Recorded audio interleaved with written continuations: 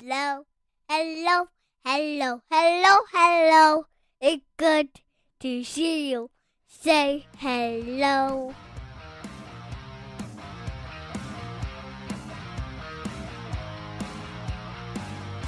Welcome to the Huskies Hockey Podcast. Weldie and Andrew here, sitting in for a lovely frigid weekend that had temperatures that were barely above 0 degrees both days, but we had some, well, at least really good hockey action to talk about here on Saturday.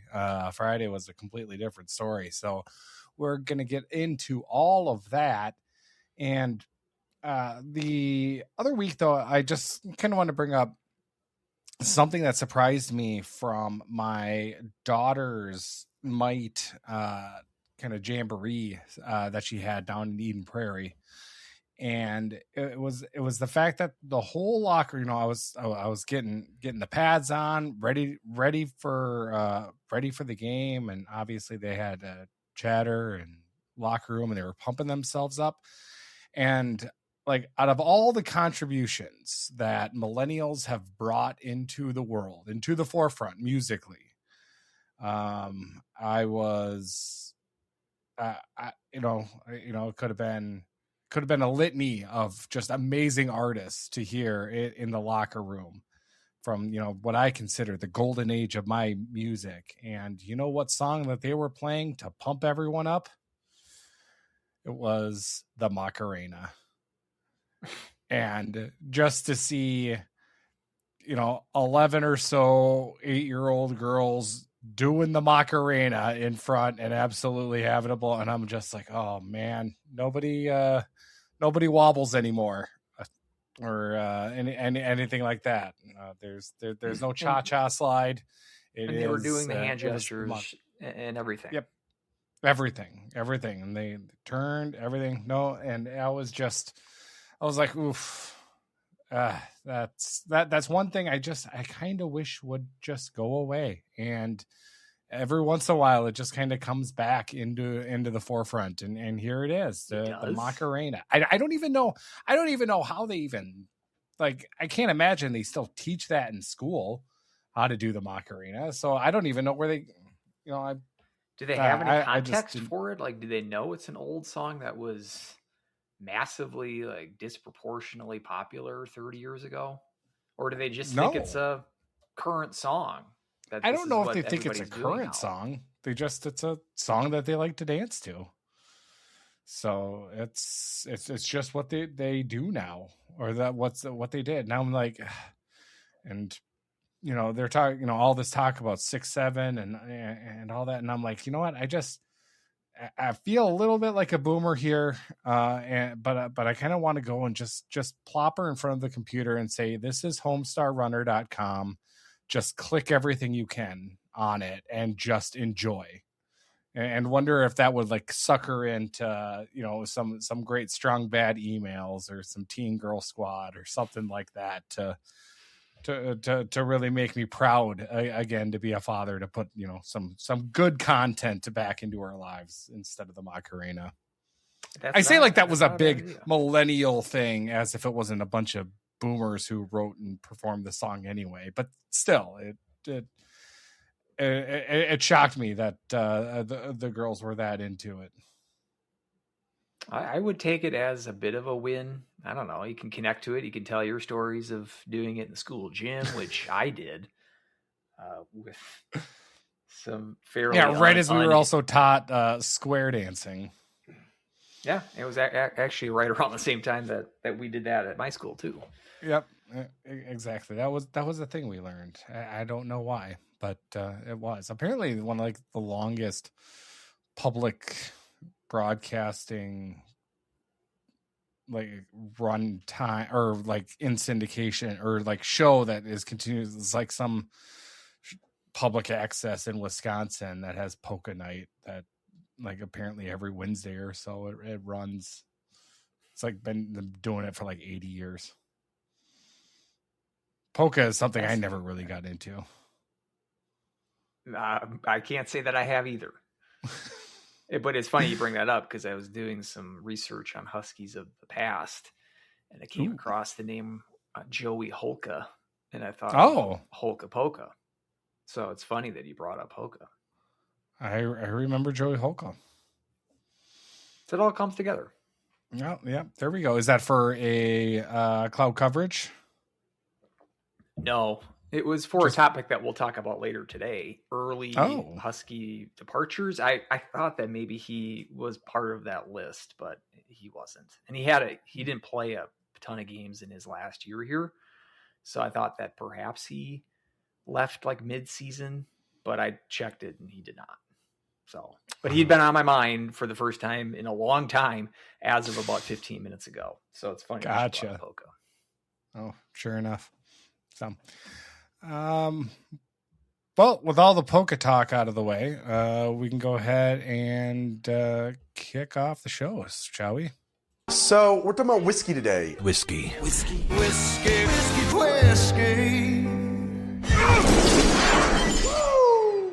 All right, we are going to the lovely country of France. Francais, parlez-vous. So pack one, the French got us a 6.9 on the scale. Nice. So a nice score there. I do not know if this is from the Champagne region of France or if this is just sparkling wine of... doesn't really say. Or I can't read French. Probably a little of both. But it's finished in sherry casks. And I am a fan of sherry. So sherry baby. That is a play that I would like to see. I would like to see the Frankie Valli and the Four Seasons Jersey Boys. I would like to see. I'm a sucker for a good jukebox musical. Which, by the way, pure joy. I don't know if you've seen it. I don't know if I've talked about this before, but if anyone has the chance to go watch Mamma Mia, like the movie, I don't know about the show. Probably the show's great too. But the movie I thought was absolutely delightful. And it was just, it's campy, it's fun, it doesn't take itself seriously. And obviously it's got banger songs. So I highly suggest watching Mamma Mia. Have a couple drinks, have a good time. That is our HHP movie recommends of the week.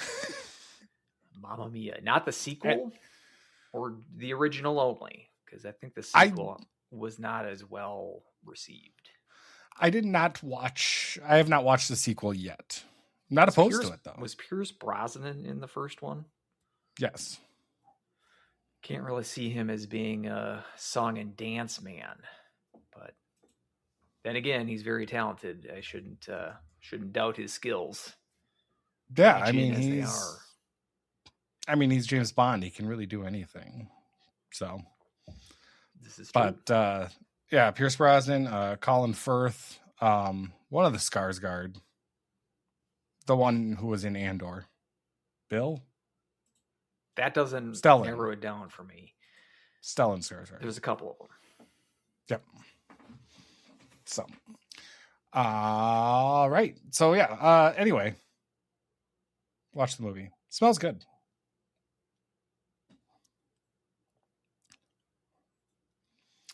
Ooh, I really like this. Really? Ooh. France coming through. Surprisingly. There we go. Oh, I think this blows. I'm trying to give this like a fair score. You ended that sentence. Means a little different there. It blows or it blows it out of the water. I was going to say it blows it out of the water. Reminds me of an Arrested Development joke. You forgot to say away. Blew them all away. It's a... I'm trying. It blows Pack 2 out of the water so far. Really? Leader in the clubhouse. Well, wasn't there a strong contender in Pack 2 already? The last one, Scotland, was a 7-2. That's been the highest. Okay. So this one clearly. This one sounds like it might break 8. This is going to break 8. Wow. I think this is an 8-3. Wow. That's got to be up there from, stack it up against the best of the best of Pack 1. Yeah, this would be third. Wow. Yep. So this is very good. Le Breuil. Breuil.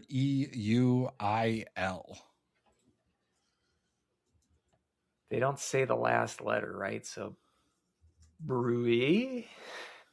Breuil. Bleu. Bleu. Le bleu. Every I kind like of that word that you say in French, it kind of makes you sound drunk, no matter what the word is. Right? I think this is a good example of it. Yep, that's smooth. That's got a good even palate, even finish. Start strong, end strong. This is, I might buy a bottle of this. Wow. And it's a single malt. So like put that in there too. The fact that it's a single malt being so high on the list. It's too bad that you recommended Mamma Mia. I had an idea. How? No, wrong. Well, first off, too bad. No. Well, just because I had an idea for sort of a side bit to the whiskey bit, because we've been talking about books, and it kind of be fun because I can't really. I've sort of cashed out all of my whiskey tasting commentary, so I feel like I'm sort of just furniture during this bit. So I like to be a little more engaged. Sure. And we're talking about literature, and we're the Huskies Hockey Podcast. If we have like a segment during your whiskey sampling that we kind of talk about what book we're reading, we could call it Huskies Hockey Podcast presents Dog Ears. What we're reading nowadays. That could kill 2 minutes. Yeah, there we go. I don't read a book because we should keep adding content to this show. Really, we might not be able to do that every week because it's not like I read a book a week, but maybe once a month we can add that to the whiskey sampling bit. But if we can get a sounder, Jason Bryant, something with dog ears, because I think that's kind of brilliant. And then like a husky howl. I don't know, like huskies. I don't know what really sound actually they make. But then like shuffling of pages. Yeah, there's something there. Shuffling of pages, and do you want to say what are you reading now? I don't even know what the title of it. It's a book on 70s movies. I don't know what the book is titled, but something to that regard. See, I'm not prepared to speak on this week. Well, once we get the sounder, I'm going to be on this book for like another month. So, okay, I can come back to it. We'll dog ear it, and then we'll come back to it in a little bit. See what you did there. Yeah, exactly. Can you make dog ears in the Kindle, by the way? If you can't, that's another reason for hard copy reading. I would say for a lot of book purists, dog ears is like a extreme faux pas to keep with the French. I think it adds character to the pages. It's like the pages yellowing. Like that's part of the charm. Get a little dog ear. You get some marginalia in there, some notes, maybe some highlighting. Like it was a student's copy at some point. You kind of get a glimpse into the brain of someone from the past. You even get like the library card with like the stamps of when people actually checked it out. That's, again, you can't get that on the Kindle.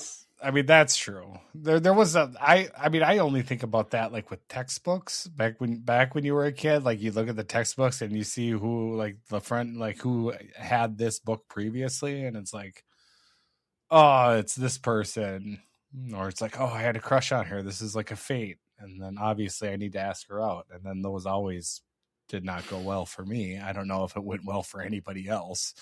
It was not a sign for me that I have the same social studies book, so therefore true love. Not the case. It is a great in, though. You'd think. It was a great conversation starter for about 5 seconds. After that, you don't really have a follow-up. That is true. But yeah. It's part of the joys of reading. So perhaps we'll continue with this very, very dry side bit with the whiskey sampling, because I gotta contribute something. I can only say he sniffs the glass. He's in for the drink. Well, what are you drinking right now? I'm drinking a beer, but it's not really all that interesting. Right. I've had this beer before on the show. It's the Four Peaks. It's on sale. Like, there's really not much to write home about. I mean, if I had a bottle of water, am I supposed to? Well, it's Evian. It's you fancy bottled. I got St. Cloud Tap is what I got. So straight through the Mississippi of the gritty St. Cloud. Let's talk some hockey. Kind of a Jekyll and Hyde weekend for the Huskies as they lose in absolutely spectacularly terrible fashion, 5-1 opening night against Denver. Allow 3 goals in the first period. Brady Milburn scores his first of his career against for Denver's last goal of the first period. Ended up not really being that competitive. They say shots were 38-35. That's being, I think, fairly generous. I didn't think St. Cloud really offered too much into that game. But they ended up coming back pretty decently there in Saturday's game. Saturday's game was a little bit, kind of frustrating, because I thought they were playing really well, but again, costly turnovers, and we were down 2-1 after the first period, and then 3-1 late in the second period when Tyson Gross ended up getting it back on 3-2 deficit, and then a massive third period. Great effort by the Huskies. Had some power play time that they were able to convert on, but Tyson Gross, Barrett Hall, who have been kind of the backbone of the Huskies throughout the year, ended up coming up big and able to hold on there at the end for a 4-3 victory. I thought actually they played really well overall. They just, again, having those defensive miscues that have been really prevalent. And I know, Andrew, you shared on Twitter the kind of Zinger's unfortunate turnover. I think that was one instance where it was like, I don't know what more to say, what more to do. There were a couple instances there on Friday. There was Thorson, I think, tried to do maybe a little bit too much, where he dropped the puck thinking that the defenseman was going to pick it up. Ended up being a turnover there. Again, a couple of breakout passes where it was Denver able to just kind of score at will. And I think some of the stretches over the weekend was kind of what I've been talked about lately, is just that sometimes it just feels that Denver or that St. Cloud, it's so hard for them to score. Like, they're getting chances. They are just not able to convert, or if a shot just whips wide, or it gets blocked at the wrong time, or just their goalie makes some incredible saves, or just kind of a mess of things, and then just Denver gets a chance, comes down, and they put one in, and it's like all of your momentum kind of gets sucked away.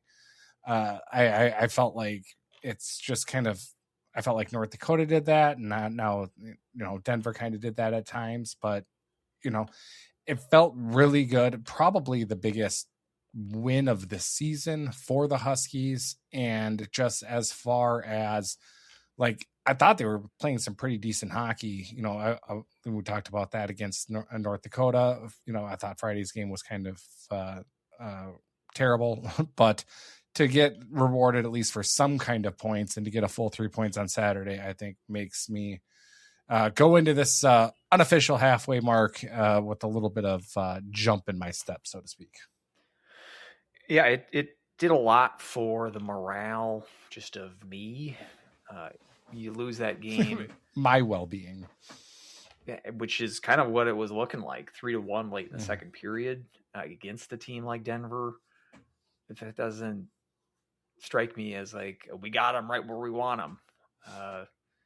You lose that game, you go winless in December, and it's a 8 out of 9 skid heading into the second half, which have been progressively worse for the last 4 years, well chronicled on this show. So that ending that schneid before Christmas, I think, was huge. And the way that you did it, coming back, I mean, you generally, the team that's leading going into the third period, that's like a 90+% chance of that team winning. It's the first time this year that St. Cloud has won a game after it's trailed and starting the third period. Those kind of comebacks against a quality opponent like Denver don't happen every day. We talked last week about frustrations of the North Dakota series. You felt you really should have at least won one of those games, if not more. To then come out of this 4-game stretch against these two teams, North Dakota and Denver, with nothing to show for it, would have left a real sour taste with a 2-week break in front of you. And then that second half, which we're kind of dreading at this point. So I think, yes, it was just by pure math. This is their best win of the year from the NPI standpoint, highest team that they've beaten. And it was a regulation win, so you don't need to do any half-Z kind of math with overtime results. This is a full 3 points taken from Denver. Denver hadn't lost in regulation since October. So just that alone is impressive. But you add that on top of the comeback effort, makes it an impressive win. And especially coming back from Friday, which, we can talk about the North Dakota games a lot. And we did last week about, they played really well. They outplayed them arguably majority of the weekend. You can't really say the same thing about the Friday game. Sometimes those games, obviously you hate to see that kind of effort, but they sort of force change more so than those tight losses that we saw last weekend do. So we did see a fair amount of shuffling the lines. Berzin's in net. Showstack's weekend was a short one. I mean, he was hung out to dry, and I think all 3 of those goals. Yeah, he was. But I mean, his numbers are not looking very pretty. But right now, Berzin's, I think, has earned at least the temporary status as main starter. How long that will last, who knows? I don't think it's something that is set in stone, even more than like a game at a time. But just at this moment in time, I think Berzin's has earned that right to just be the number 1 starter for whatever that's worth at this point. But we did see that change in net as well coming into Saturday. And it took him a while to respond. I mean, it was a quick goal that Smolinski scored to put him on the board in the first couple of minutes. But after Denver kind of resumed control of that game and then went up by 2, you're just kind of thinking another sort of one of these good effort, but not close enough kind of games, the ones similar to the ones that we saw last week against North Dakota. But credit to I think the leaders on this team, particularly Gross and Hall. Wiley is hurt in the middle of that game. Somewhat of a controversial play. Somewhat of a slew foot that they didn't. They looked at. They looked at. I don't understand. Like that is incredibly textbook slew foot. The leg goes up underneath the leg. Your body weight is on the front, pushing down, and I don't even know what the refs were looking at. Where they can look at it as holding. When you see the legs get kicked under, it's just absolutely egregious that the ref would look at that and kind of think it wasn't worthy of a 5-minute major. Sure, we got a 5-minute major kind of later after a bionic forearm to the head of Grant Deshawn. But still, it was just absolutely ridiculous. And, I do follow one Denver fan. Let's go DU. And, I was, tweeted out that it was just terrible that it was downgraded. And he tweeted out, I think it was 10,000% agree I mean, it was just textbook. And like you show that clip of this is what slew foot is. Like it's the definition. And it's just, I shouldn't be surprised from a conference who doesn't know how to drop an opening face-off or any face-off correctly that they would screw this up. But it's just incompetency that they would go ahead and look at that and downgrade it. It was just absolutely ridiculous. And now, Wiley was ended up not playing the rest of the game. Did they downgrade it? Did they call it a major and then retract it on the video review? I thought they just called it a minor on the ice and then reviewed it for a potential major. I guess I don't know. I guess it doesn't really matter. I don't know the rule book enough to know if that's a textbook slew foot or not. I think I have seen worse slew feet. Oh, what the plural of slew foot is when we're talking about the noun here. I'm just surprised that they didn't call it that, just because that's something that NCHC sort of, we want to be involved refs, that they would want to, I mean, that's an opportunity for them to say 5 minutes for slew footing. Like, that's a kind of call that you'd think that they would be like rubbing their hands and relishing the opportunity to say that. It's way more rare than, 5 minutes for contact to the head. You see that, like, that's pretty ho-hum these days. But you think that they would have taken that opportunity and ran with it. So it's just surprising that they didn't call it that. It was I got Harris. The rule book here. That it was Harris, and perhaps they're thinking, well, he is one of their star players. Again, I'm trying to get in the head of bad officials. So I'm trying to see what could have potentially, because I certainly agree. I think it should have been a major, but slew footing is the act of a player or goalkeeper using the leg or foot to knock or kick an opponent's feet from under them, or pushing an opponent's upper body backward with an arm or elbow, and at the same time a forward motion with the leg, knocking or kicking the opponent's feet from under them, causing the opponent to fall violently to the ice. That's pretty close to textbook. That's what it was. Ridiculous. And we saw that it's obviously Wiley wasn't faking it. He didn't return to the game. Let's hope that he is healthy enough to return. We got the 2 weeks here, so he's got plenty of time to do so. But as we'll discuss here in a little bit, that defensive core got, or at least maybe the insurance for that defensive core, because Kaleb Tiessen wasn't necessarily playing really at all. But he gone.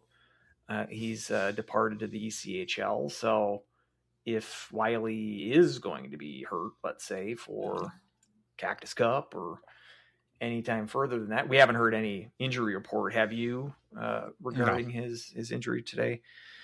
If we do, we'll pass it along. But with Henrik's already out for another month at least, and now no Tiessen as an option, that thins the D-core even more so. So again, coming back with that, with your best defenseman out as well, is yet another kind of bullet point as to how impressive this Husky comeback was.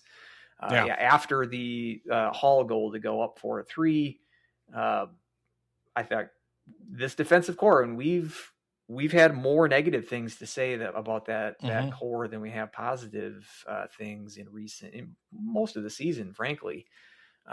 They did a good job locking down Denver's offense for that last 5 minute stretch to nail down that win.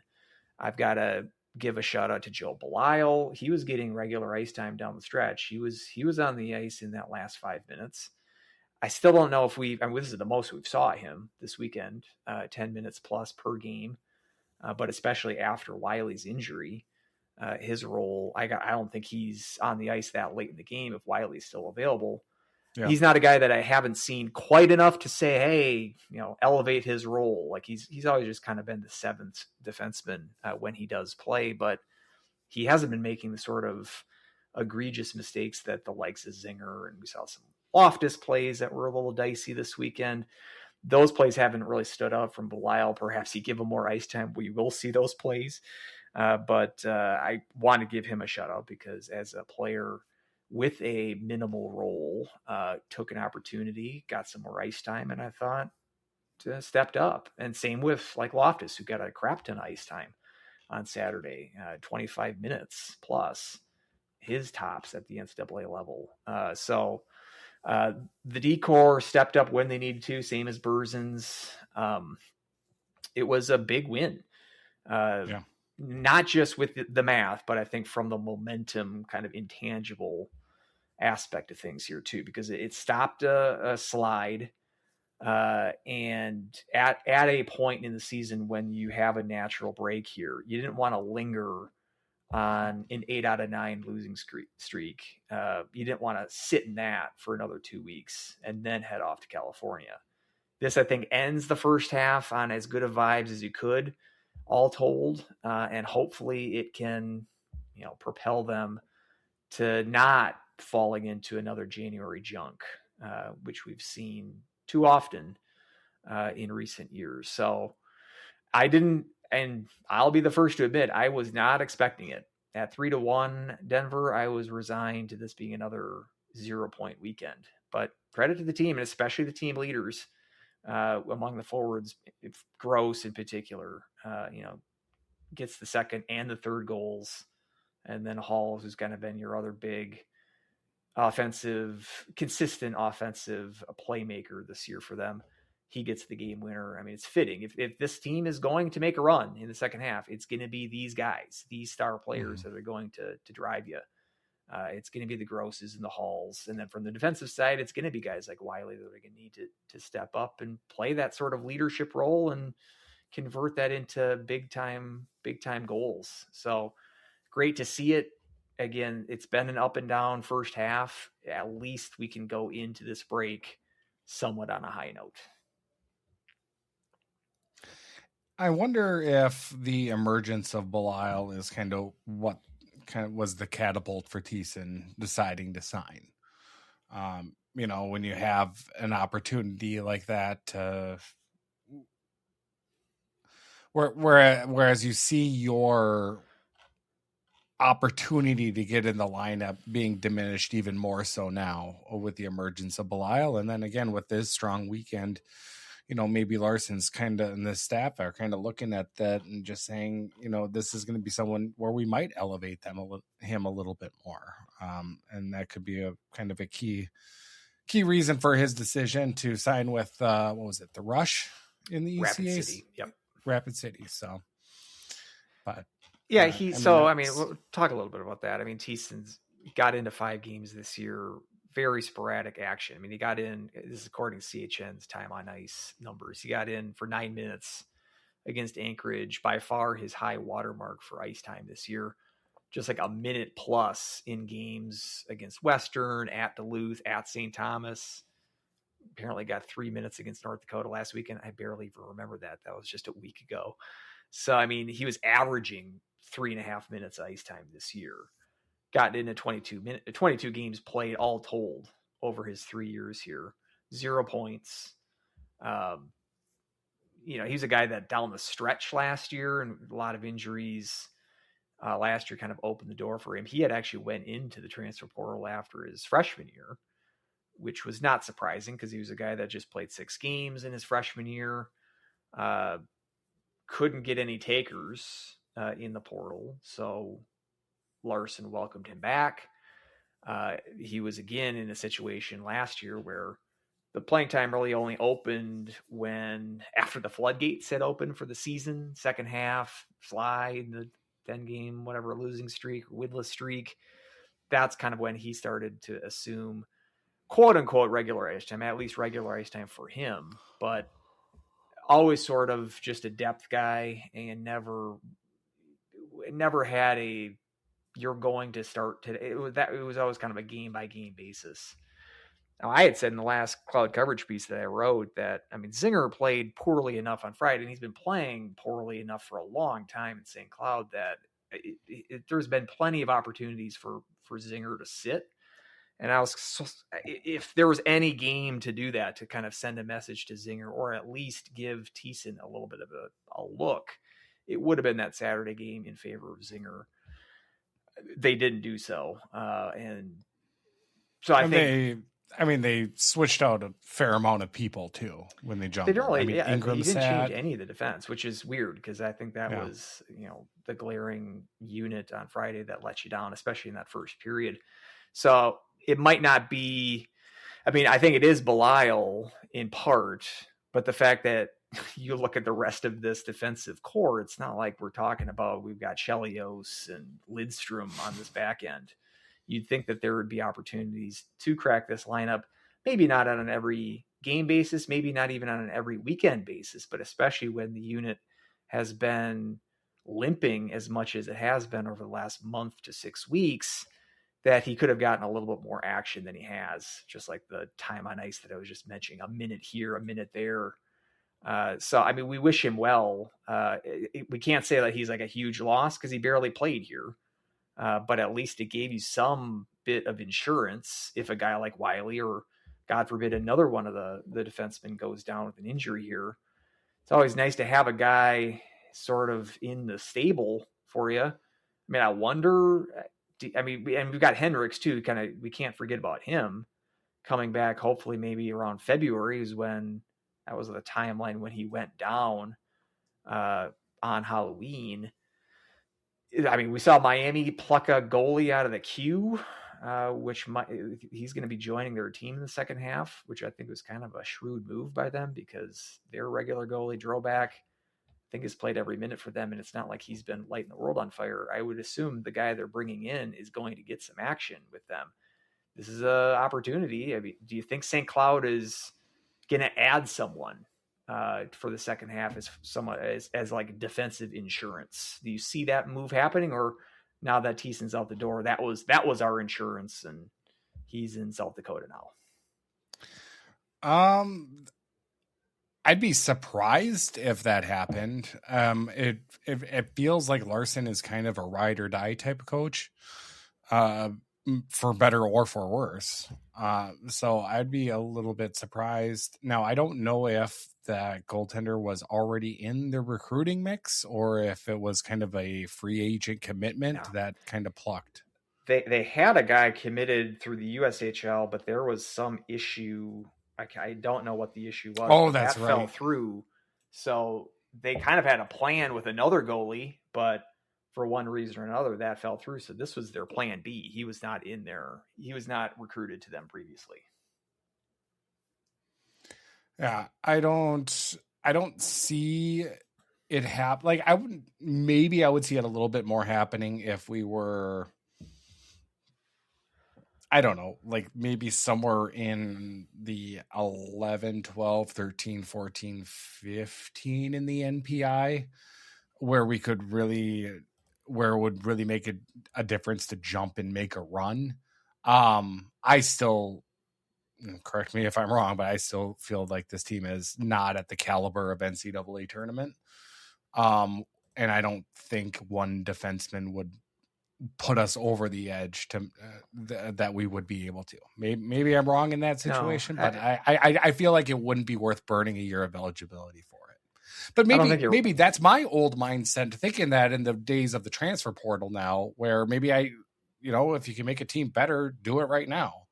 And maybe like thinking of eligibility in years in the future is stupid of me to think now, because people can just kind of say, yeah, well, I'll try somewhere else, or Michigan State's offering me money, so I'm calling Ralph. Yeah, it was kind of like I was thinking, if we're going to get Hendricks back in February, and who knows if that's beginning of February or end of February, who knows? But let's say that Hendricks is back in February, but by February the team has done this slide again where they have played themselves out of contention, and he comes back and they've got 2 more weeks to go. Like, do you consider perhaps benching him or just not playing him, not activating him, and then just taking a medical red shirt for his freshman year? But then I'm like, well, Hendricks is not going to be a 4-year guy anyway. So what are you concerned about getting 1 extra year for Hendricks? It is kind of one of these modern college athletics topics where you can't take any year other than the one you're in. for granted. And even a guy like Tiessen, we can't take this year for granted because he's gone at the halfway point. I think the other thing too, I agree that I agree with you that I don't think they are going to bring somebody in. Where I think it would be more likely, and we saw like with the Miami goalie, who's probably going to get some action for them. You're going to bring in a guy that's going to replace Tiessen, so a guy that's going to play 3 minutes a game every 3 weeks. Like, who's going to really take you up on that offer? It would be more appealing for someone that you bring them in mid-season because they say, we're going to give you 15, 20 minutes a game of regular ice time, which I would argue we got a couple of spots available for that. I don't think Larson agrees with that, though. Again, considering the amount that he does play Zinger, I still don't think he's ever benched him since he's been here, which is kind of crazy. But so I don't think that is a possibility. But just with this kind of coming out of nowhere, again, we put it in the context with Tiessen. It's not all that shocking if you're someone who's been kind of biding his time patiently for 3 years and not being able to crack the lineup on a regular basis. I think it's kind of natural for you to look at greener pastures. I actually said I would assume that Rapid City's probably got some snow. I mean, they're not so green these days, I bet, in Rapid City. But past the Badlands. So, I mean, it'd be pretty brown. Right, browner pasture, but it's the Black Hills, so yeah, there's plenty of green. Or stonier pasture. That's where it's kind of where Rushmore is, right? But there you go. So it's not something that we necessarily thought we were going to be talking about today. Getting a player to Bolt, and when I was doing that research, please correct me if I'm wrong, you, Weldie, or one of our listeners. I think the last time that a Husky left mid-season. And I looked at their rosters. I looked at guys who played like 20 games and that was it. I think Cam Reed's the last one, which would have been in the 11-12 season. I feel like there was someone since then. So please, if you're aware of someone who left either to go back to juniors or to like the ECHL, like Chris Hepp did that, I think in the 10-11 season. I think he didn't really necessarily have a choice. He wasn't going to come back to St. Cloud for disciplinary reasons. Same with Tony Mosey. But I know Reed went to the WHL, I believe, which is a route that you couldn't come back from to college in those days. But I don't believe that there's been a Husky since then, which is 13, 14 years ago. So it's, again, I feel like there has been someone since then, but according to my research prior to the show, I couldn't find any. So this is not a common occurrence, certainly around Husky land. So yeah, it's a curveball that hopefully won't have that much of an impact, again, because Tiessen wasn't playing to the extent that he was making much of an impact here. But still, with the question marks that have surrounded defense all of this year, it is not the best news to read that one member of that core is no longer in Cardinal and Black. So we wish him well, but it does maybe focus the defensive challenges that much more going forward in the second half. Mm-hmm. No, very much so. I want to bring up, you were talking about kind of the last 5 minutes of, the Saturday game, and I just kind of want to echo that, as well as Go Huskies Woo, who kind of wrote in and kind of also said, just point out the Huskies played really smart hockey the last 5 minutes of Saturday.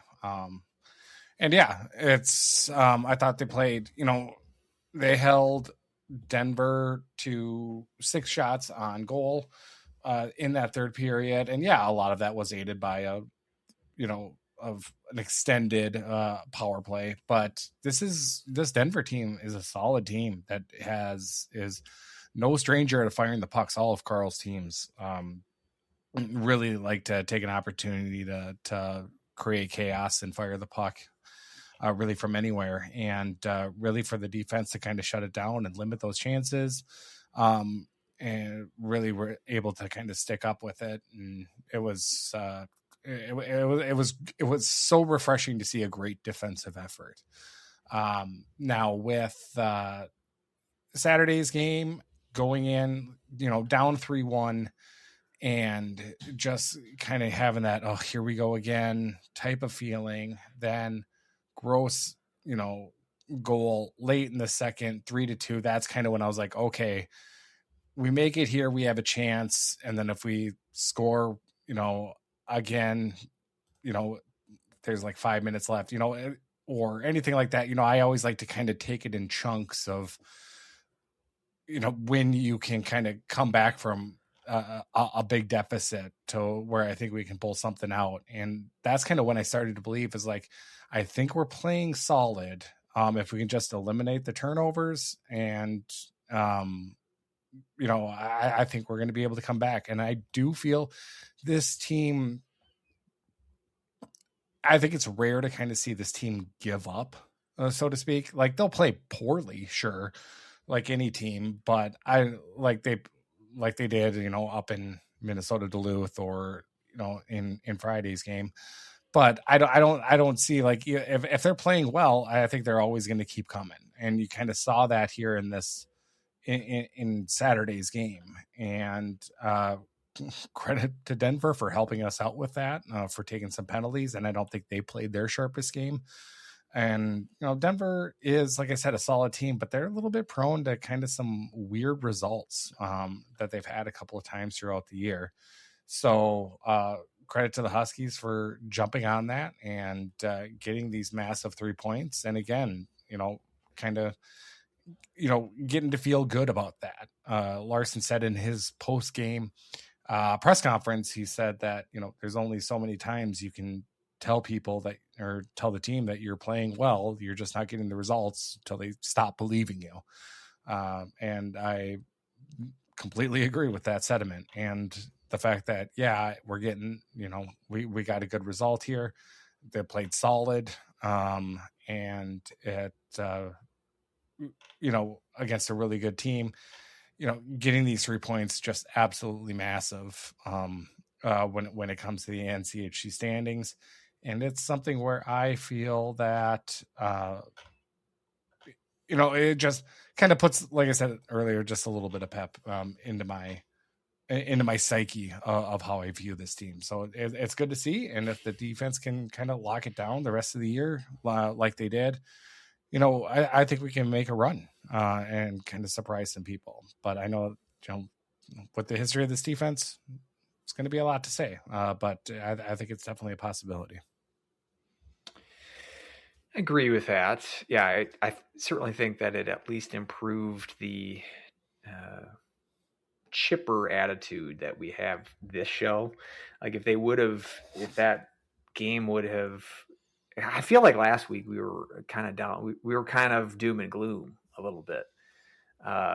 Imagine if that would have been the case again this weekend. No. It would have been so it's a yes, listeners, this is us up in our attitude. This is us chipper.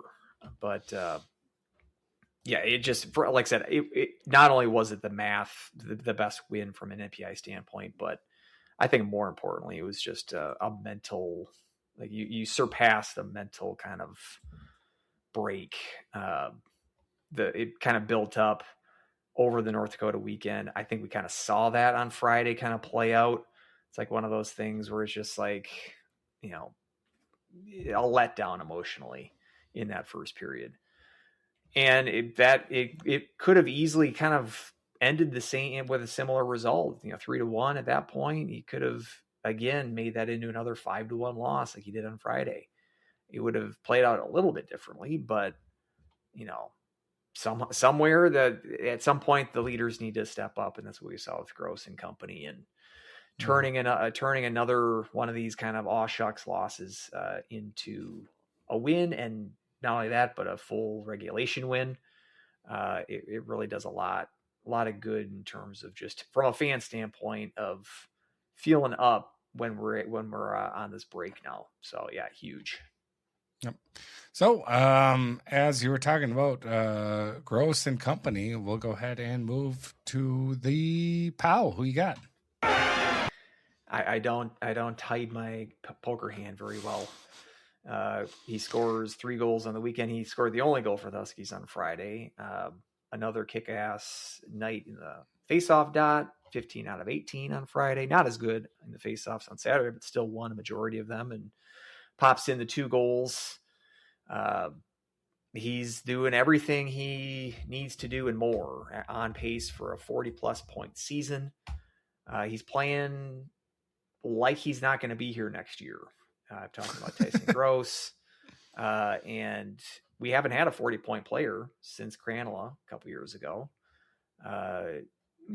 It's only 2 years, 22, 23. So maybe it's not that long, but considering how long of a season last year felt, with Brnovic leading that team with just 28 points. I mean, Gross has almost matched his season output from last year, just in this first half of this season. You could say the same about Hall as well, who I think would be the other candidate for Powell this weekend. But Gross, again, with the intangibles, the faceoff dot success rate, again, one of the nation's best, 60+% in that category. And then he put the captain sort of factor with him. The locker room, we were not privy to that, obviously, that dynamic, but don't you doubt that his leadership qualities play a huge role in turning that game around on Saturday.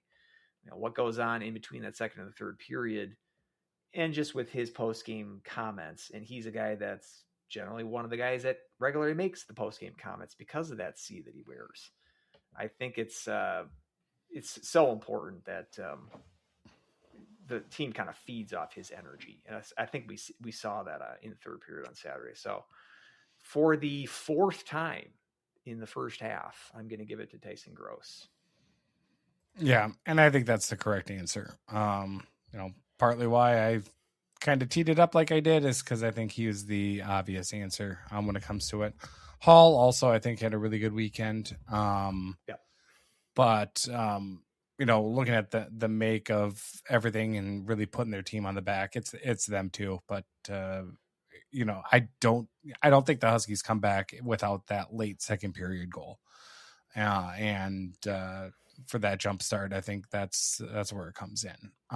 One thing that I also kind of want to say, from a goal scoring aspect, Brnovic a little bit quiet. No goals against Miami, North Dakota, or Denver over the last 3 series. Last one was a goal against St. Thomas, and then also against Minnesota Duluth, he didn't have a goal. You were talking about Sorial on the women's side, how, against the top end of the WCHA, maybe a little bit quiet when it comes to point producing. Brnovic, maybe a little bit from the goal scoring aspect. Now he still found the score sheet there. Had a couple of really nice plays, especially on Saturday against Denver, 2 assists. But also, I believe it was on Saturday where it was a 2-on-0 for Denver, and he busted back. And he made an absolutely best defensive effort I have seen from a forward in I don't even know how long. And for him to go ahead and prevent a goal from kind of being hung out to dry, and him hustling back and able to get his stick to deflect a pass with his long reach. And, Brnovic's he's not the speed skater type. That's not type of his game, but able to kind of catch up, use his size to get a stick on that. And really, that was just a massive play by him. And even though it's not showing up on the actual goal counter, his goal has been stuck at, I think, 13 for a couple of weeks or a couple series now. Still, I still think he's playing a solid game, and I think he leaps and bounds defensively from the forward. I think from his freshman year. So I just kind of want to shout that out for how he's playing. Yeah, and he puts 13 shots on goal this weekend. I mean, plenty of chances. I do think they're keying on him on the power play for good reason. I mean, there's a lot of success there, especially that we saw in October, for instance, on the power play with that snipe. but perhaps teams are getting wise to that a little bit and able to defend that more. But just put that shot output this weekend in context, he had gotten 15 shots combined in the last 7 games. Those 3 non-conference opponents conference opponents that you mentioned, Duluth, Miami, and North Dakota, and then that St. Thomas game, which he did score in that game. But so, I mean, almost equaling a shot output for like a month's worth of games this weekend. So he was more apparent this weekend than he has in recent weeks. And good to see that he's not just the one trick pony, that he's got a little bit of back checking ability, and he can play both sides of the puck, which is not something we often say about him, but it's good to see that he's able to bail the team out like he did that in that play. So yeah, glad to see that. I kind of alluded to it earlier, but Friday, like we said, a little bit of a lineup shakeup. Gardner got back in the lineup. Acoin sat. He sat, he's only got 4 games so far this season, but Adam Ingram also sat. And, he's got 0 goals so far on the season. Friday, I still saw him out there on power play time. And it's just kind of what a fall, I guess you can kind of say, for Adam Ingram from, his sophomore season, where we're kind of looking at it as, here's somebody who's going to make a massive impact. And then just everything kind of fell beside for him. Only 2 goals last year, none this year. His last goal was January 17th against Arizona State. Was the last time he lit 27 games. He's on a 27 game goalless streak going back to last year, which is incredible. So yeah. And I don't think it's for a lack of trying also. I mean, he was put on various different situations, extra attacker situations, power play time. He was still getting, shuffling the line mates. It feels like you're trying to put him everywhere to try to get him to get back in rhythm. And it just hasn't happened as of yet. And at this point, I don't exactly know kind of where you go with it or what you do with them, or, kind of what happens. It's just, and it's a situation where I don't think he's like playing terribly. I don't think he's a liability out there, but I mean, you definitely can't trust him as putting the puck in the net like you did that sophomore year of his.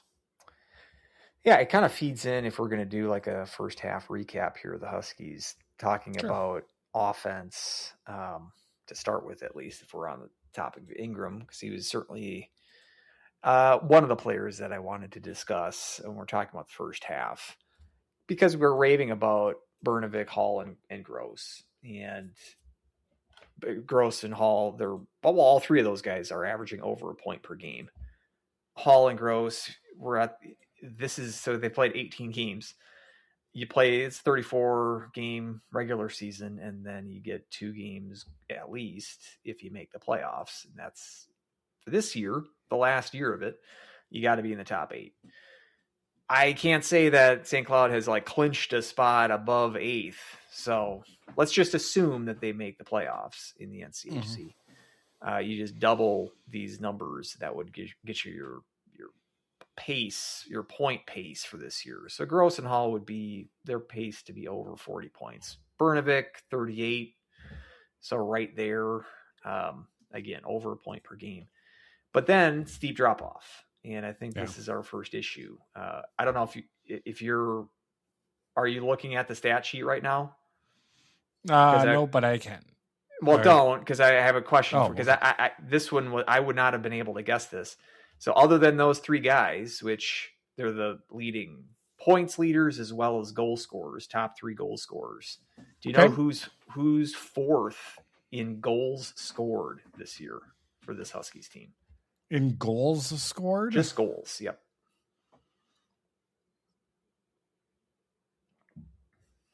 I'm going to go with Thorson.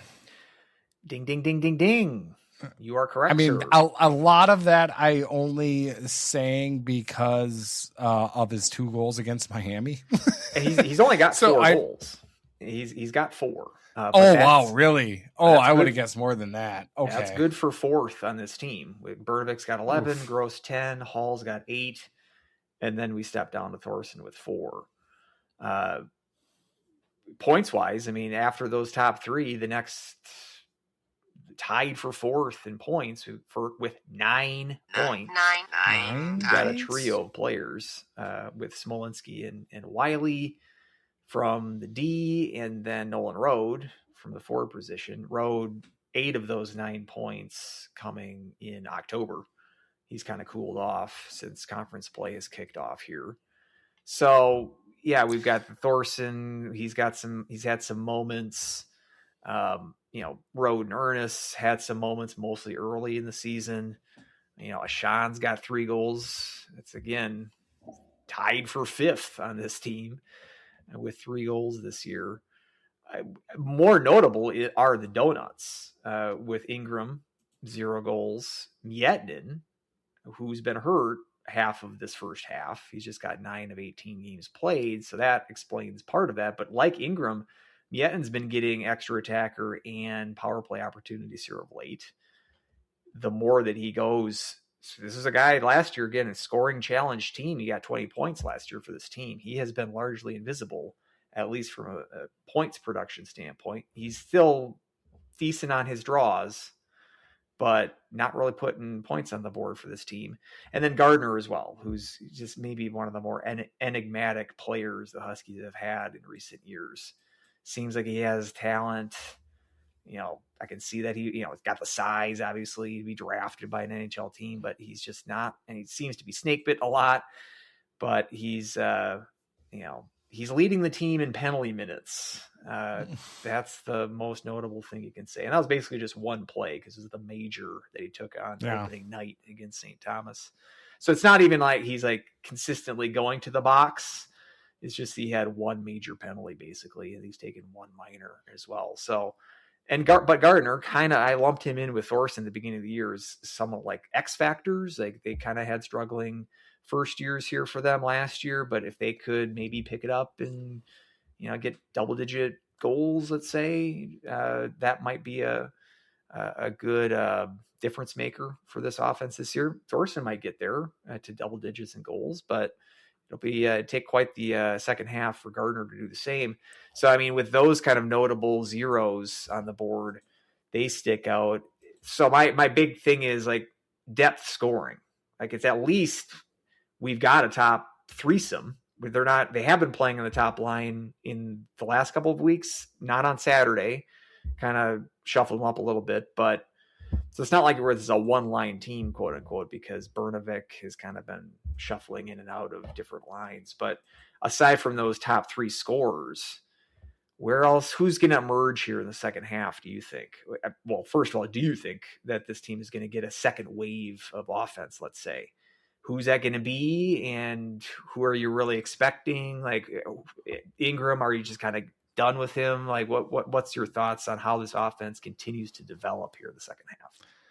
I, for the most, am done with Ingram from a goal scoring aspect. I mean, we're at a situation now where if it's been essentially 2 seasons that you've put in, Rosborough type numbers when it comes to putting goals up, I'm going to assume you're a Rosborough type player.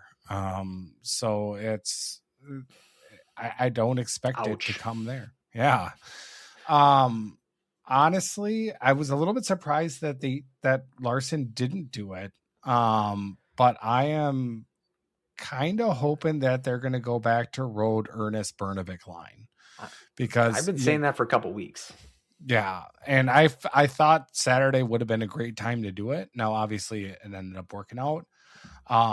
Which I guess sidebar, I didn't talk about it, but you can tell the elation also from Barrett Hall after his goal, that picture of him against the boards, jumping up in it. It was just pure joy, unadulterated joy was awesome to see. But anyway, back to the fish story. I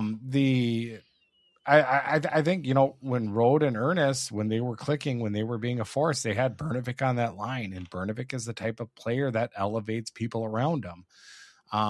And I don't know how much we need to elevate Gross and Hall.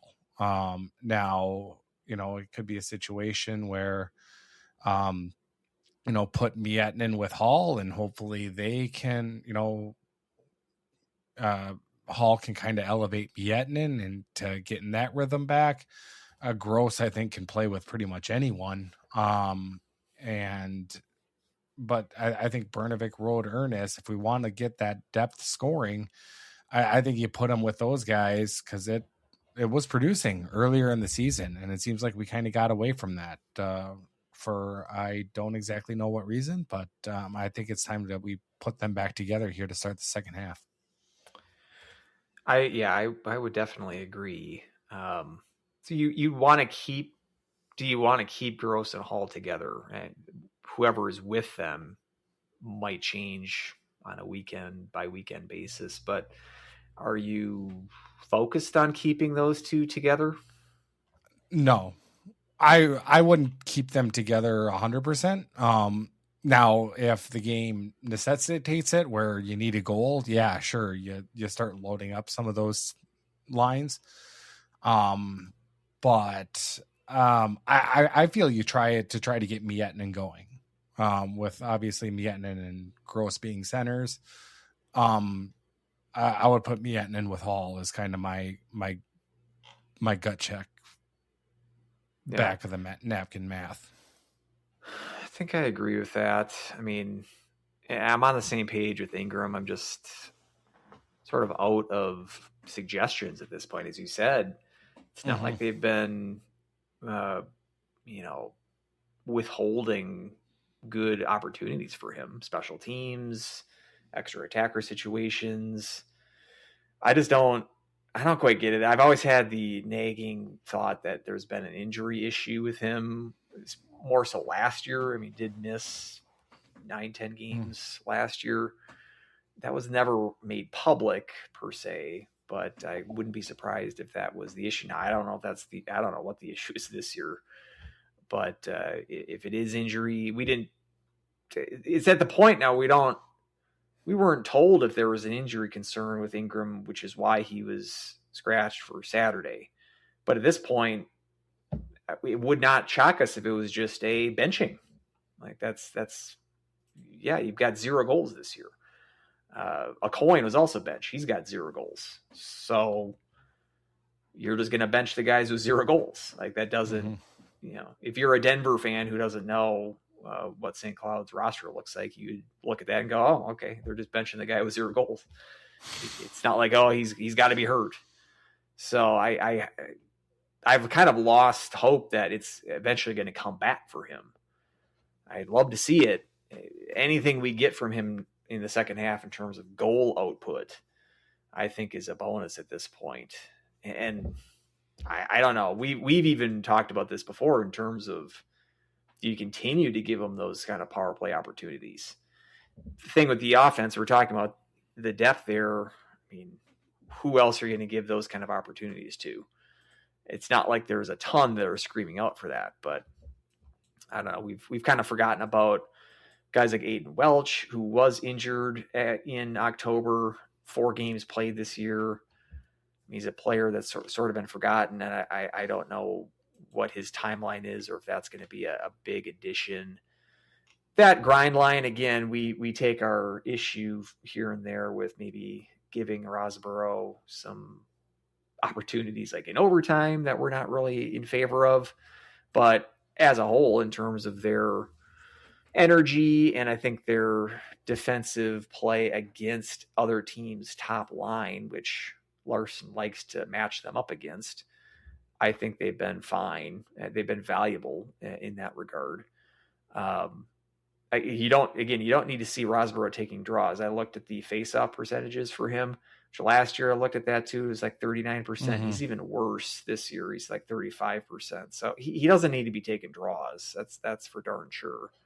but him and Ashawn, especially, and Ryman / Rogers. Rogers hasn't been getting as much ice time, but they can give a little bit of the gritty St. Cloud hashtag flavor that we appreciate. But, and Thorson's a guy, we've had so many of these conversations with Thorson, similar to Ingram, a different variety of discussion with him. But we think that it's coming together. I mean, he's looked better at this point this year than he did last year. And we're talking about guys that we might want to key on in terms of emerging in the second half, stepping up their role in terms of getting more, big moments, big goals, volume of points. Thorson might be one of those guys that we'd love to see that from. Really, we're not picky. We'll take offense from wherever we get it. We're not even talking about defensive point production, which is already better than it was last year with Smolinski and Wiley at 9 points.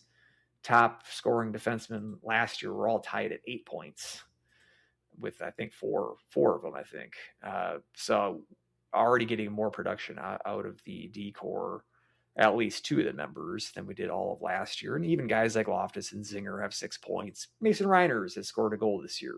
We've never said that before in his college career. So they're getting some more point production out of the blue line, but I'm not sure if we're not going to see like a big time Dylan Anhorn type performance from a blue liner this year. So, I mean, offensive depth is going to be a key in the second half. You want to make a move up the NCHC standings. We've, I think, kind of spent a lot of time talking about defense the last couple of weeks. I don't know if we need to regurgitate all of that here, just to say that we can't wait for Hendricks to come back. And we really hope that Wiley's not going to miss any time. And I mean, Smolinski too. I think that 2-0 that Bernovic bailed him out, I believe that was off of a Smolinski turnover. I feel like he's kind of got Zinger-itis a little bit in terms of he struggles to stick handle at times and can lead to some turnovers going the other way. At least he's putting up a little bit more offensive production. He's got the 9 points and the 3 goals.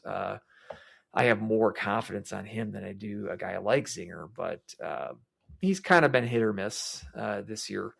The defensive core is the one that I still feel the least confident about. With goaltending too, I feel better about Berzins than I do about Shostak. That might change coming down the stretch, but getting pucks to those goalies and just limiting golden opportunities for the opponent.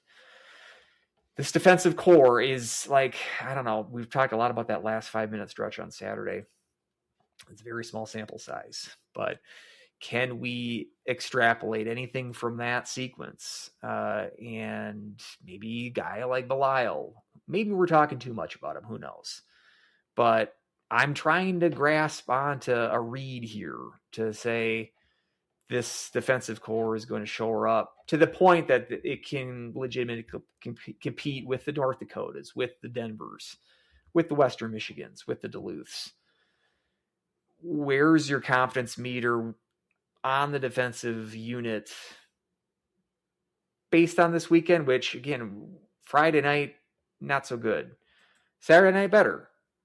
Even with a couple of lapses earlier in that game that sort of helped Denver take a 3-1 lead.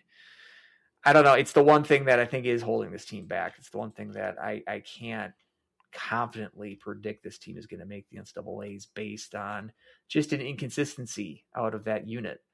I think I'd feel a little bit differently if Hendricks was healthy and available and had been playing this entire time. Without him, though, I don't know. I see too many mistakes too frequently for me to say we're going to shore that up, come January. Where are you thinking in terms of this defensive core? Yeah, I mean, I definitely agree. I mean, that's where I think the biggest question mark is for the Huskies. Because I think overall goaltending, I think it has been solid. And I know we had a big question mark about that going into the season, but Shostak, I think maybe is a little bit more, I'll say eager, maybe a little bit more helter-skelter in net. But, kind of like you said on Friday, I mean, I don't think any of those goals were his fault. There's not a lot of times when I look and it was like, oh, that was kind of a softie. I wish, it was like that one definitely should have been. I mean, there's instances where it's like, that'd be nice to have a save there, but it was a heck of a shot.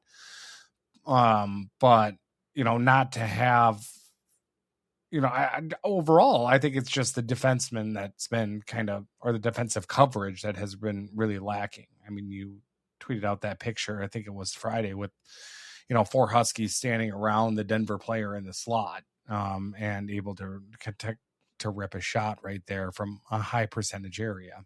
So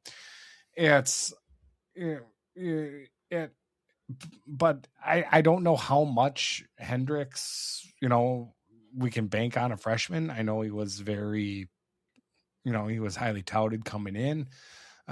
So it is kind of interesting to see that, when that's kind of, to me, more of kind of a great unknown is like, what would our defensive core look like if he was in the lineup?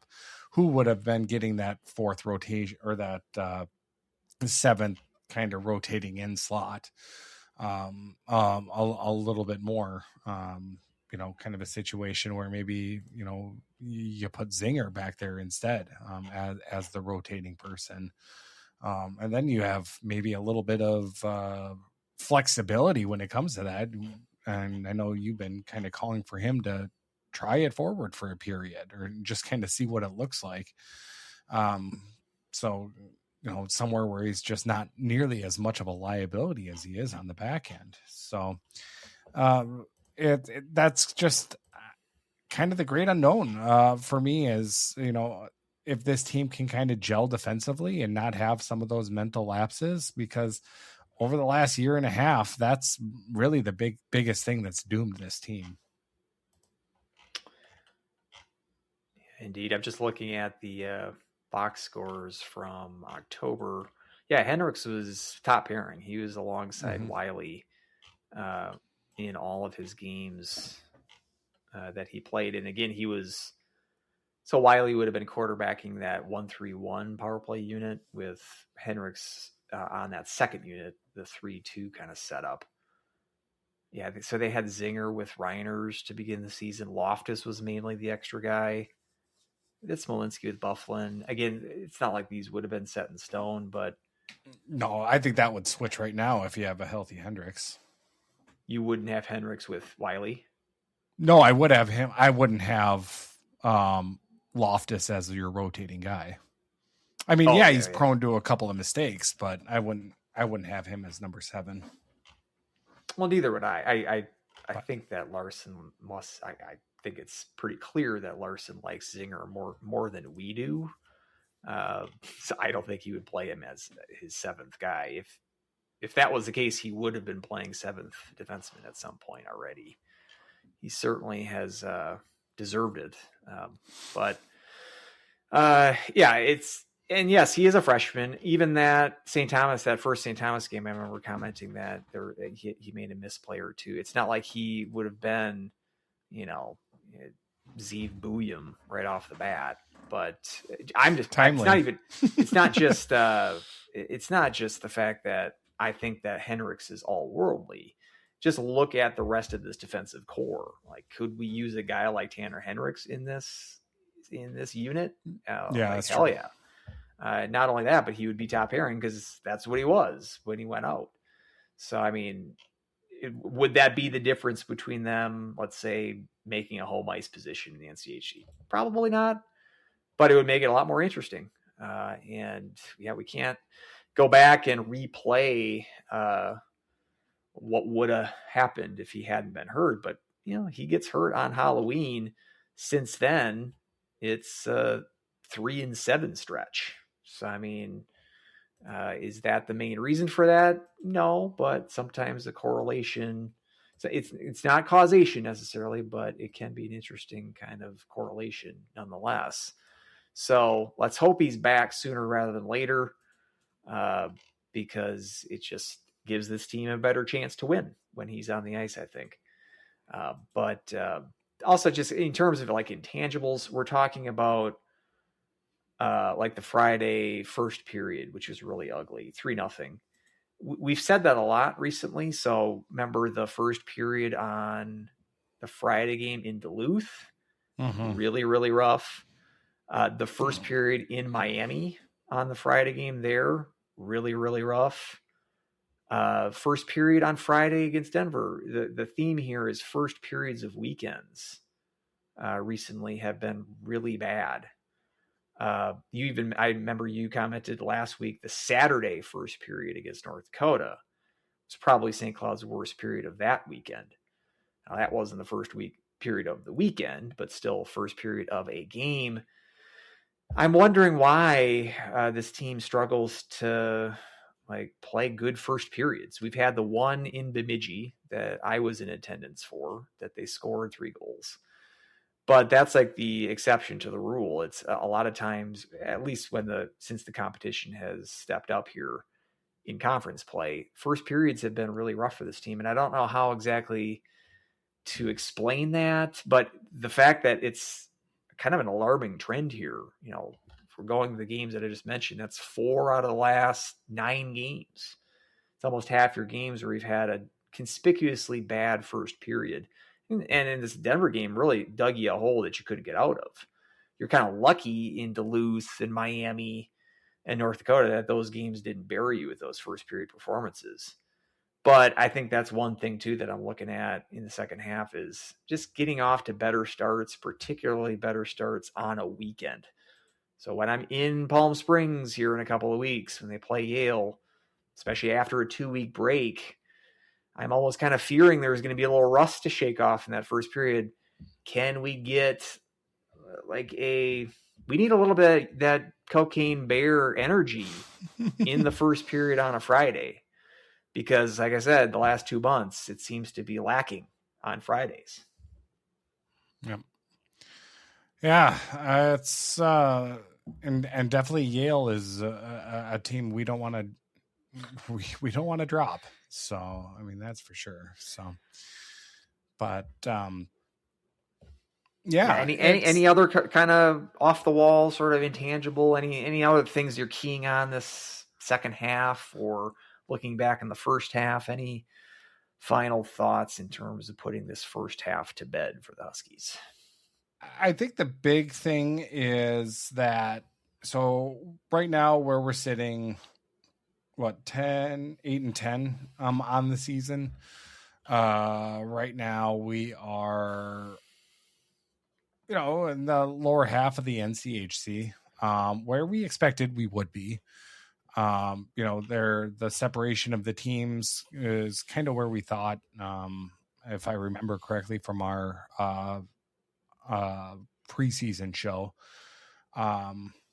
I think maybe the big swings were Minnesota, Duluth, and Arizona State. Yep. But that's exactly true. Yeah. So, but it's, here we are.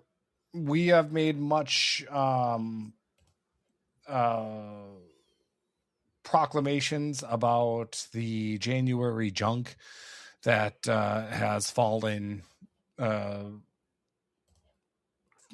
the Huskies with Brett Larson at the helm, and it's a very interesting schedule here. Obviously with the Cactus Cup on the 2nd and 3rd, but then we've got really it's kind of a incredibly busy stretch.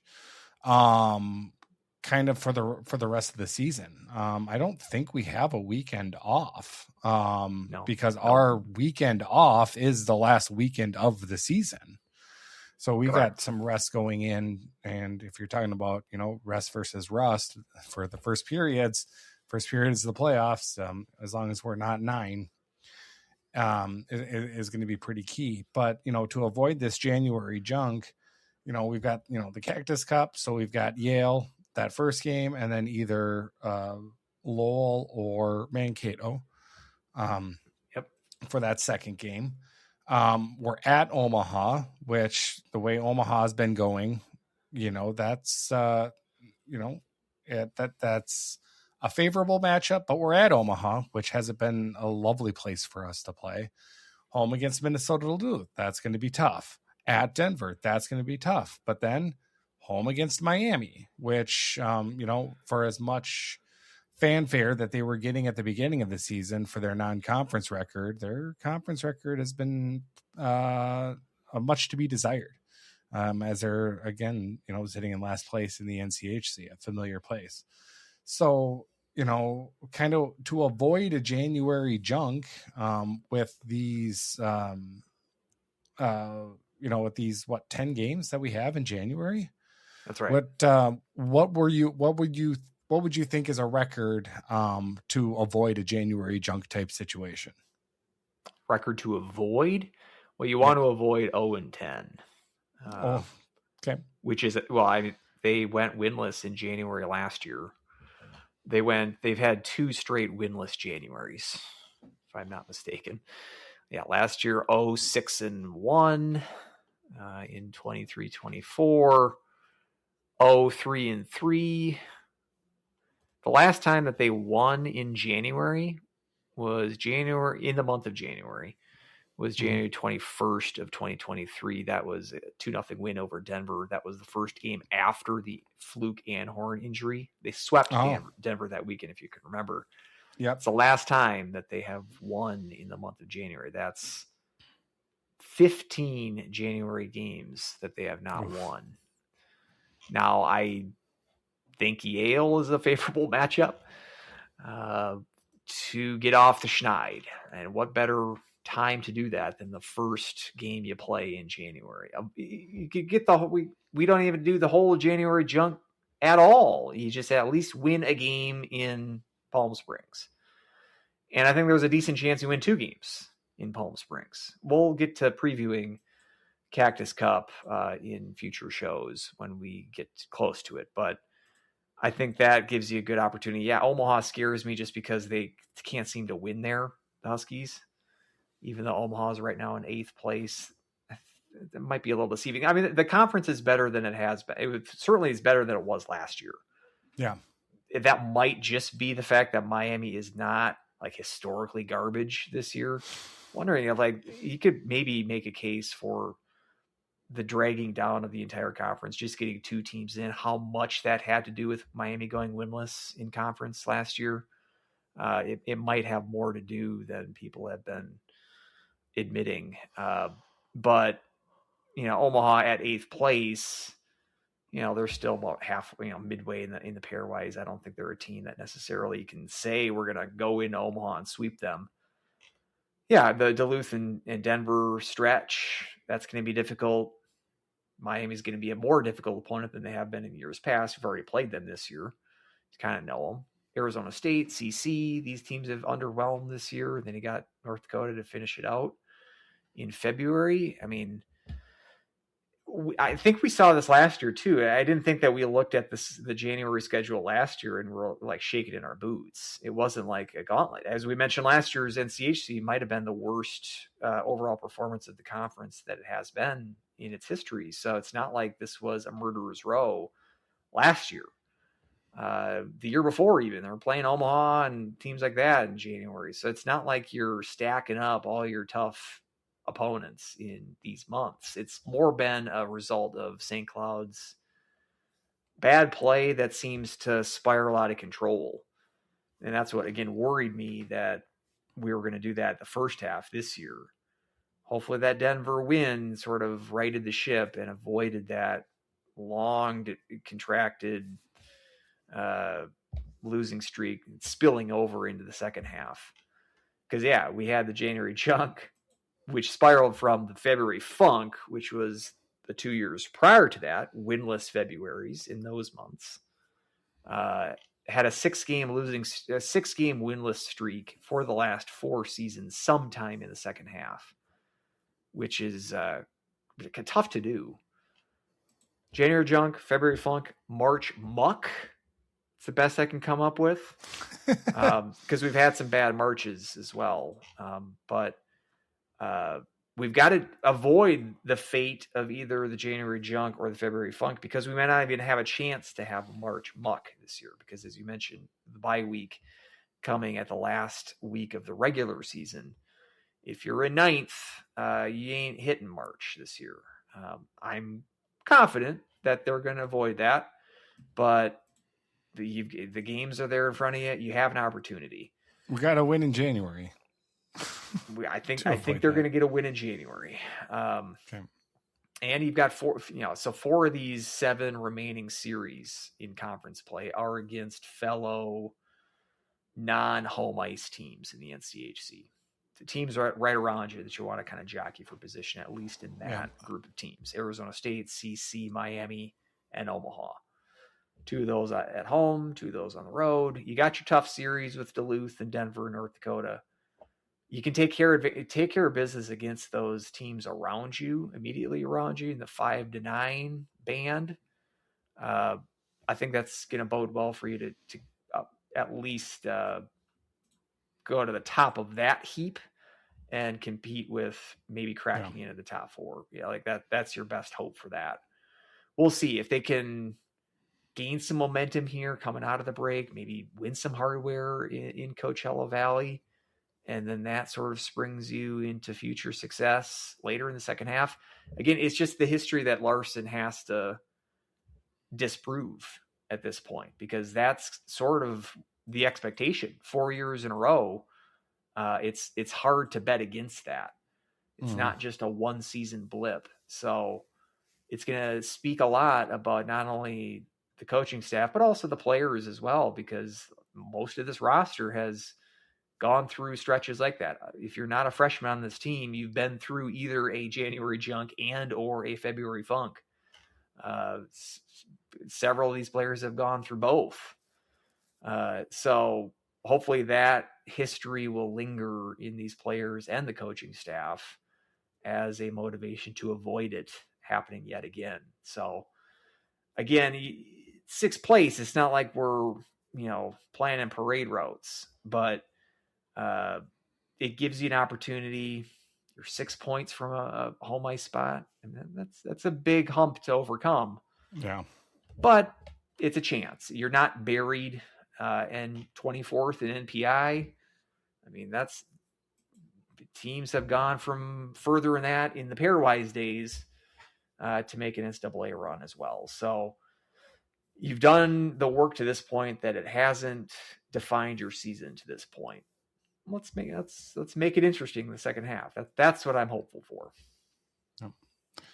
Yeah, I agree. I want to go back quick. You said that you like your chances to get some hardware in for the Cactus Cup.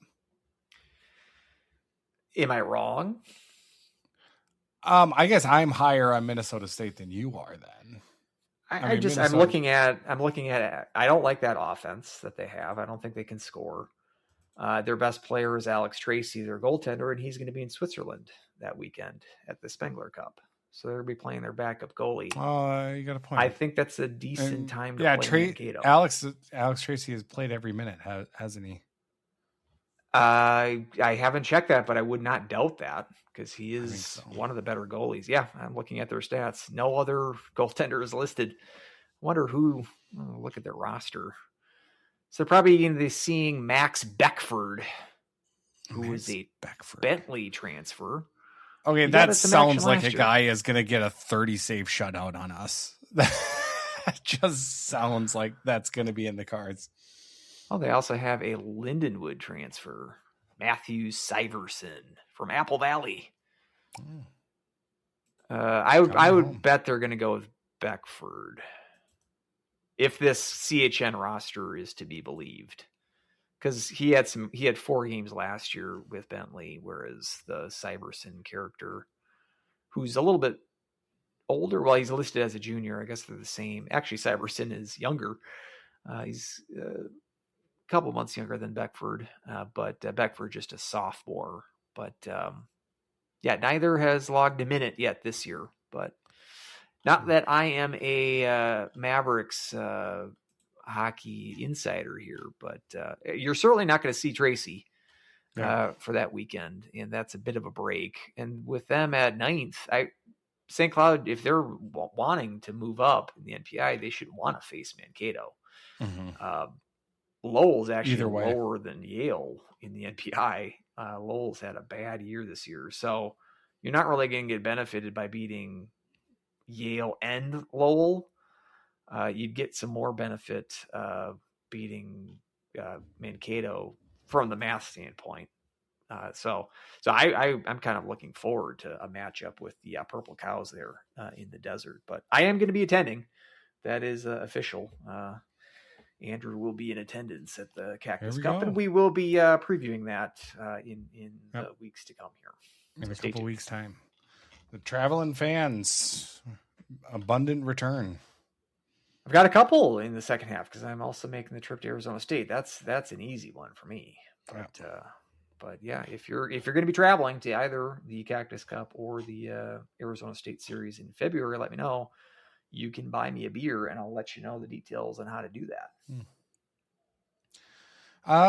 Questions. Dan Jacobson asked if I'm going to any of the World Juniors games. I'm not planning on it at the moment, but I do remember I actually won a silent auction where I bet on it, and I haven't heard anything about tickets. So I should reach out to the organizers of that event to be like, hey, I did not get any information about my tickets to the World Juniors. Could I have those?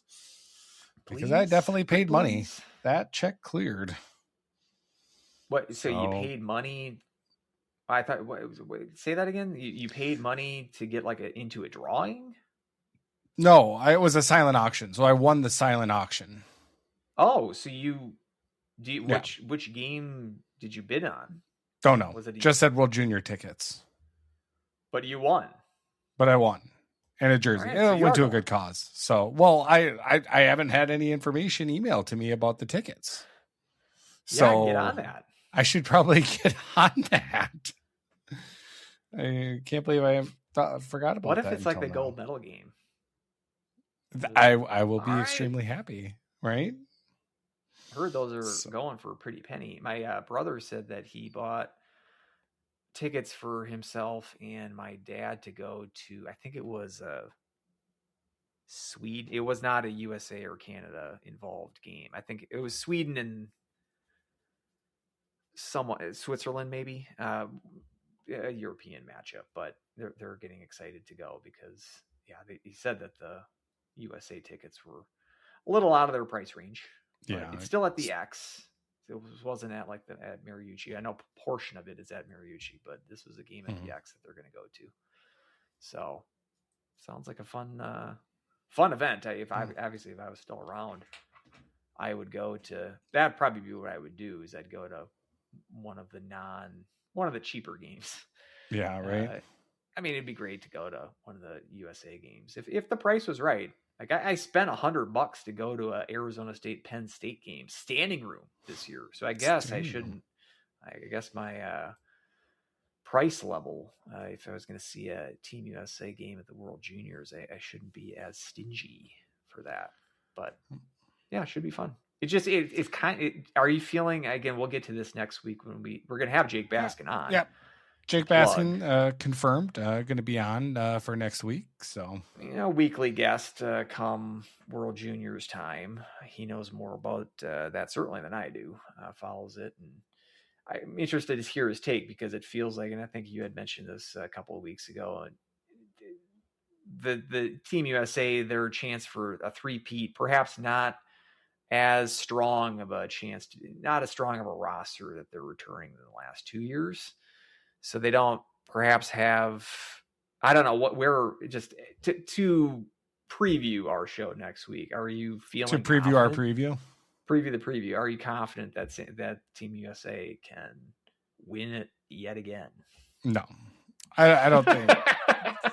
I don't think a three-peat is in our cards. Maybe Jake Baskin has got a different opinion, and maybe he'll say this is the deepest team that we've had in years, and who knows that Motzko is put together a hell of a roster. So I don't know. I don't see it, but it'll be interesting to kind of see what he has to say, and it'll be a fun show. That's kind of how I'm reading the room in terms of the expectations, and I think a lot of it is dictated by the head coach. The expectations are a little tempered this year, but yeah, let's we'll have that show next week, so be sure to tune in, get all your World Juniors fix prior to the games starting next week. Then, right? They start right day after Christmas or so for real. So yeah, excited to catch some of those, but not in person, unfortunately. Gage Astro has a couple of questions. How likely are we to avoid a January-February slump this year? We talked about that a little bit, so you can rewind. And then also, do you think Jimmy Gray follows Tiessen out the door this year? Or maybe next, you think he's hitting the transfer portal? Yeah, mid-season, I guess. Mid-season being so rare, as I said. Please let me know if I missed someone, because I feel like I have. I don't think so. If that is the case, it's been 15 years, 14 years since that's happened, so I wouldn't expect that. Third goalies I think they're kind of told the situation ahead of time more so than a guy like Tiessen would be, in terms of you're not going to play unless something catastrophic happens.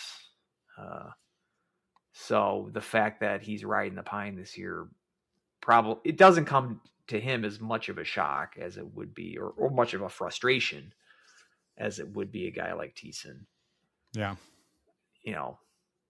And there's his value comes in like practices too. Like there's a value that doesn't show up in the game by game box score. So during the season, certainly not. I wouldn't expect that. At the end of the season, I wouldn't put it past him. I mean, again, a guy that's been for 3 years, and he's gotten his moments. He's gotten enough moments for him to garner a loving to get a nickname from us. Yeah. So, but yeah, it would not shock me if he looks certainly like Tiessen did. I mean, Tiessen checked out the portal himself, and then decided to come back after that, which is rare. We don't see that too often.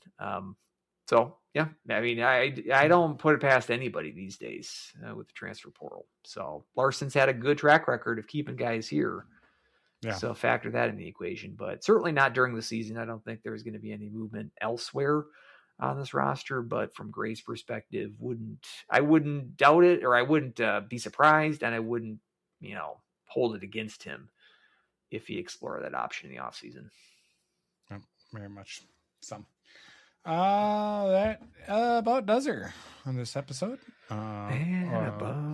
Breezy episode. Yeah. Look at that. But women are off. We'll talk more World Juniors, and yeah. I mean, talking about goalies, yeah, the women's team have 4 goalies. So there you go. Yeah, they could just bring Haley Lawrence over if they needed a third goalie. Right. So exactly. So I'm Weldie at More Clappers, MOAR More Clappers. Andrew, you can find him at Andrew. I always mess this up. At Andrew HHP SCSU on X. Andrew SCSU HHP. I think I said that. I always get the letters mixed up. You can email the show, huskieshockeypodcast@gmail.com. We did not have a ticket giveaway this weekend. Nope. You didn't miss it. Our next one will probably the password is banana. It might be banana. Stay tuned. I'm actually writing that down. I think it might be banana. It's probably going to be in 2 weeks. The women play Ohio State on the 9th and 10th. I'll probably give it away for that series. The next men's giveaway will be the week after that. So like the week of May or January 5th. But again, you can always email the show. We like to hear from our listeners. Again, it's huskieshockeypodcast@gmail.com. You can also subscribe to Cloud Coverage Hockey on Substack. Some long form writings from yours truly. Got a latest ice shavings post that recapped this past Denver weekend. That is cloudcoveragehockey.substack.com. Give that a read as well.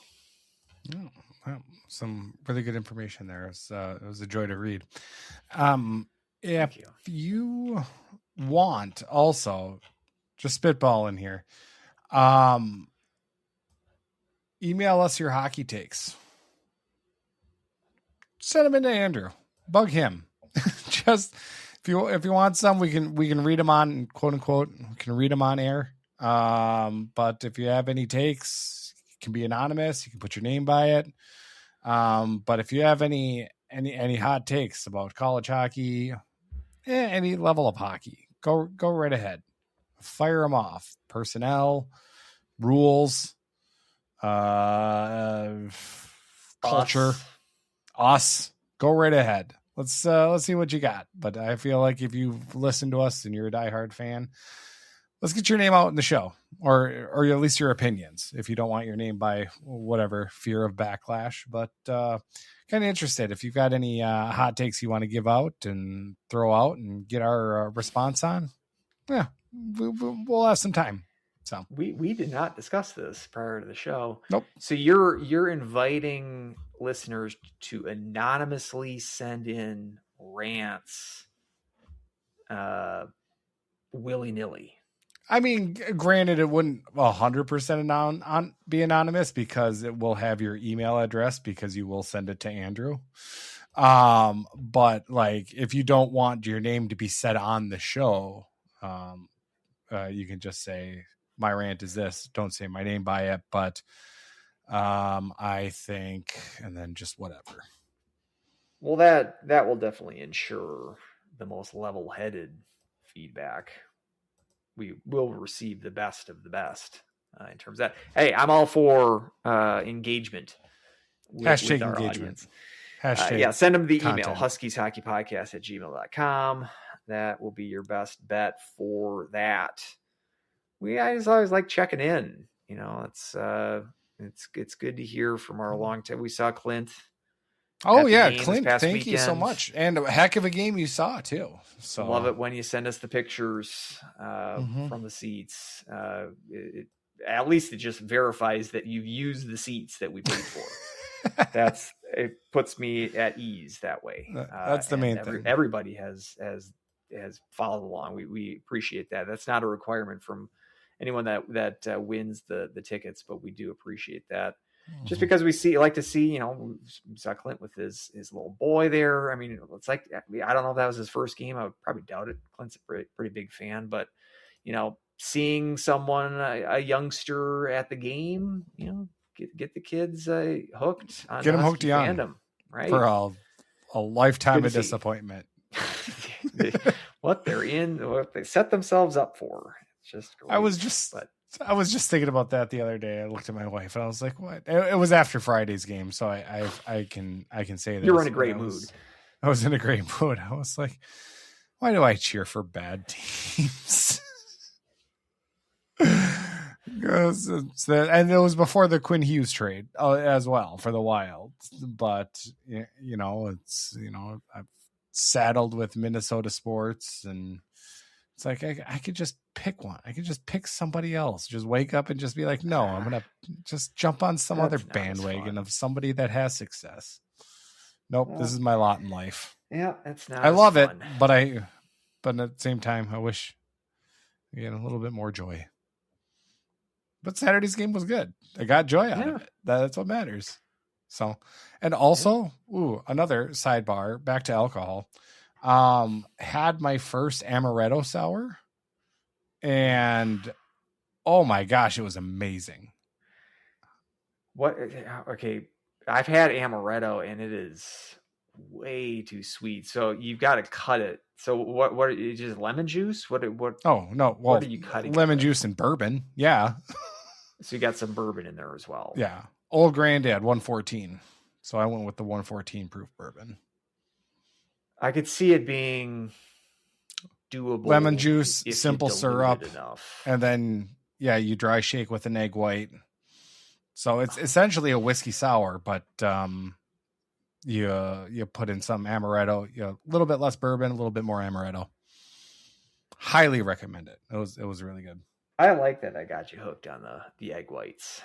Oh, it was like, I don't remember a lot about that night, Andrew, because that was the infamous whiskey episode. The whiskey Dave episode.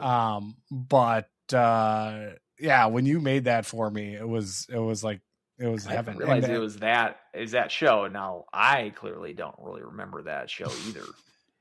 It's a while ago, but that it's was a good time. First iteration, of the podcast. But we had kind of a mini staycation my wife and I did with some college friends, where we stayed at the Hellweg Hotel in Minneapolis. So we had kind of a bougie night out, and we went to I think we went to Murray's Steakhouse, and they would not serve which is actually called the Boston Sour.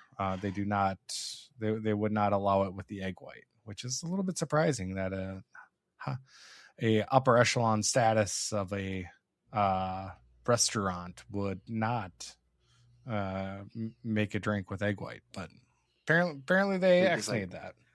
Scared off by the raw egg, I guess. Component of it. Yeah. Gaston ate 5 dozen a day. I don't know what their issue is. That's right. I mean, it's what eggnog. Eggnog is raw eggs. I mean, do they not serve eggnog in the Christmas season? No. So maybe that's what I should have them mix the whiskey sour. Have eggnog in it instead. Nope, just kidding. That sounds terrible.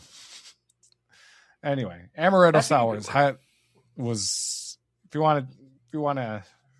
I recommend it, but I'd have to try it. But then again, I would have to buy a whole bottle of amaretto. Like, I don't know what I would do with that. It's a lot. It is. It's a lot. Yeah, it is, and like you said, it is very sweet.